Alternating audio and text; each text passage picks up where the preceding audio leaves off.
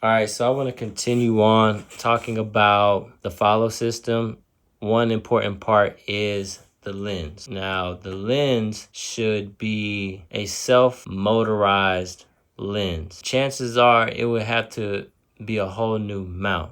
I would think that the lens would be interchangeable. It wouldn't just have one lens on it where you wouldn't be able to interchange them, because there's different styles. There's different anamorphic to Y to different T stops and F stops and all of that stuff, right? I wouldn't want to necessarily change any of that information. Now, all of that information when it comes to T stops and F stops and aperture and everything like that would need to be calculated prior to being on the market, obviously, right? Because with that distance data, if it knows like that you're like the subject is 20 feet away, it would, the motor, automatically adjust to, accordingly what 20 feet would be. You know what I'm saying? If you go 50 feet away, then it will keep on zooming in. And every time you get closer, it just keeps on getting like rotating, right? It would have to rotate for the zoom to work out.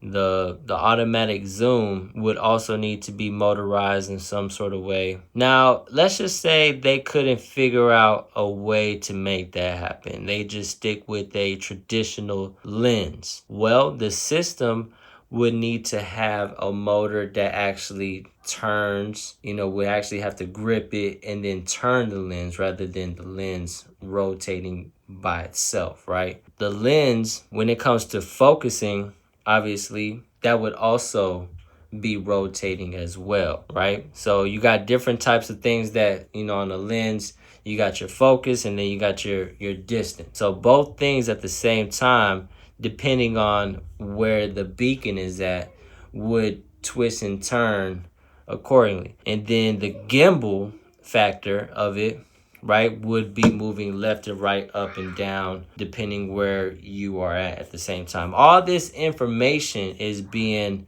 given at the same time. It seems like it would be an expensive system, but I feel like once it gets like figured out, then it's plug and play after that. I can understand a company wanting to like maximize off of profits for coming up with the technology using AI and distance data and everything like that. Then the next company is going to want to do it, use distance data, and they're going to be able to just, it's nothing but software after that. If anything, they would charge more for having better motors and better communication with the beacon and stuff like that. I just keep on thinking about this and keep on building rather how this could be done. But anyways, my light just went out. But yeah, there's so much more that gimbals can do. I just know it. With LiDAR now, LiDAR should be able to also give a lot of data as well. I just seen a LiDAR system that's using all these different distance data, whatnot. The same thing that I'm talking about. Same thing. How would you be able to convert that data into motorized,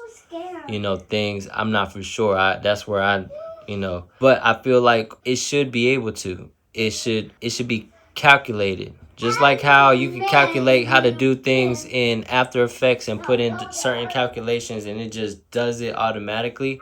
And how they're able to be so precise with the robotic arm, right? That they use in a lot of those music videos and stuff like that. All of that's just really precise calculations, and a system where it would follow a beacon would only like truly revolutionize the film industry. We would literally get rid of the videographer finally. I'm a videographer. I also want to be in front of that camera too. And I want cinematic shots my damn self. But this could be optional. Hey, I want to give it a real feel of, me just being right there with the action. But if I can't do that with myself, then I would have this system, this follow system. Thanks for tuning in, y'all.